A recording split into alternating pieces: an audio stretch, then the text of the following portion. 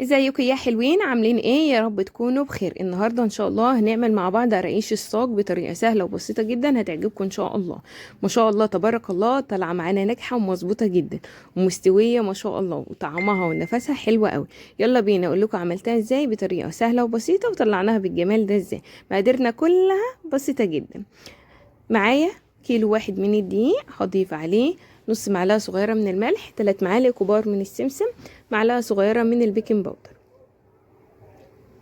تمام، طبعا تقدروا تضعفوا الكمية، مفيش اي مشكلة. هقلبهم كويس كده مع بعض. عندي بقى 350 جرام لكيلو الدقيق، 350 جرام من السمنة لكيلو الدقيق، سواء سمنة نباتي او بلدي. لو بلدي طبعا بنسخنها، بس لو نباتي لازم نقدحها كده زي ما انتم شايفين. تمام، 350 لكيلو الدقيق. طبعا لو انتي مش حباها تكون ناعم، في ناس بتحبها خشنة قوي زي البقسماط والحاجات دي، خليها 300 جرام بس. هو ده المظبوط بتاعها، لا هي ناعمة قوي ولا هي خشنة.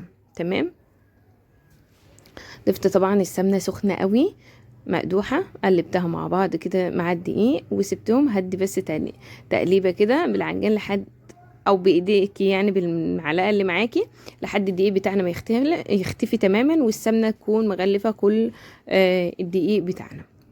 بس كده، وبسيبها بقى نص ساعه، ربع ساعه، ساعه الا ربع، لحد ما تبرد تماما. لازم تبرد معايا تماما اهو. بس اركنها على جنب لحد ما تبرد. وقبل ما اعجنها تاني بجيب كوبايه الا ربع من الحليب كده زي ما انتوا شايفين. هضيف عليها معلقه كبيره مليانه من الخميره الفوريه، 3 معالق كبار من السكر. هديهم تقليب تقليب تقليب لحد ما ادوب السكر والخميره بتاعتي، واسيبهم على جنب لحد ما تخمر معايا. هتكون في المرحله دي اهو زي ما انتم شايفين الدقيق بتاعي برد. هبتدي ان انا ابسه زي ما بقولك، تقدري تبسيه ما بين راحه ايديكي، مفيش اي مشكله لو ما عندكيش عجان اهو. بصوا ما شاء الله تبارك الله. بعد ما بسيته كويس قوي، نزلت بالكوبايه اللي انا عاملاها الخميره والسكر والحليب، بارد عادي مش دافي ولا حاجه، لان طبعا مهما كان العجينه بتاعتي بتكون دافيه. ببتدي اعجن كده زي ما انتوا شايفين على ما العجينه تلم معايا. زي ما انتوا شايفين بختبر العجينه، طبعا هتعوز شويه من اللبن او الميه، لان المفروض ان انا احط كوبايه، فانا استخدمت كوبايه الا ربع عشان لما الخميره بتاعتي تخمر ما تفرش بره الكوبايه. ابتديت اضيف بقى بقيه الميه بتاعتي بالتدريج كده زي ما انتوا شايفين. ادي العجينه بتاعتي ما شاء الله تبارك الله. هبتدي ان انا اختبرها بقى، ان انا اشكل قرقوشه كده واحده، سواء طويله او مدوره.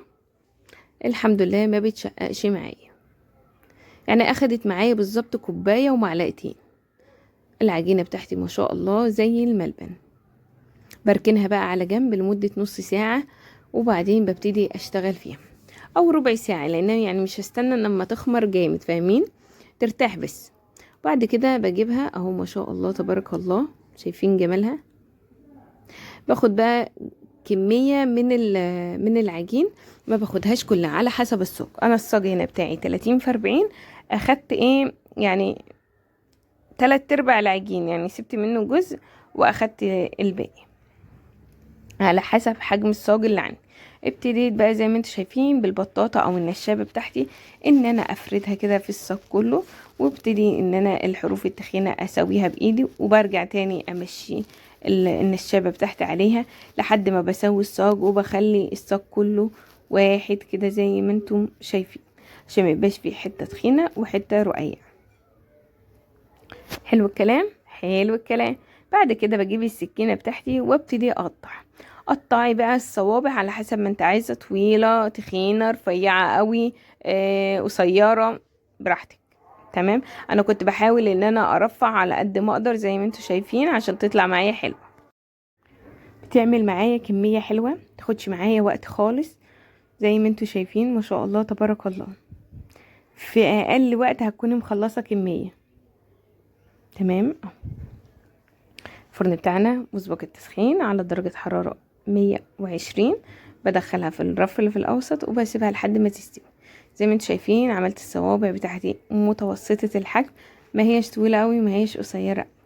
تمام، التقطيعة دي ترجع ليكي، تاخد وقت قد ايه في الفرن؟ بتاخد حوالي 45 دقيقة، ممكن تاخد اكتر. ما تستعجليش عليها عشان تستوي من جوه ومن بره، ما تاخدش لون وخلاص. على درجة حرارة 120، تاخد ساعة الا ربع على الرف اللي في الاوسط. فرن شغال من تحت بس، فرن شغال من تحت بس. هي دي التعليمات ان تطلع معاكي القراقيش بالحلاوة والجمال ده.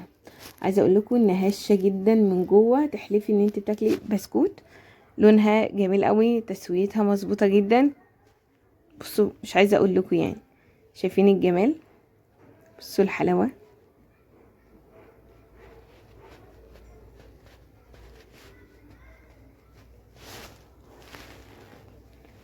في جمال بعد كده بقى، يعني الصمت يعني مش قادره اقول حاجه في الجمال ده. خدتش مننا وقت، طلعت جميله ولذيذه.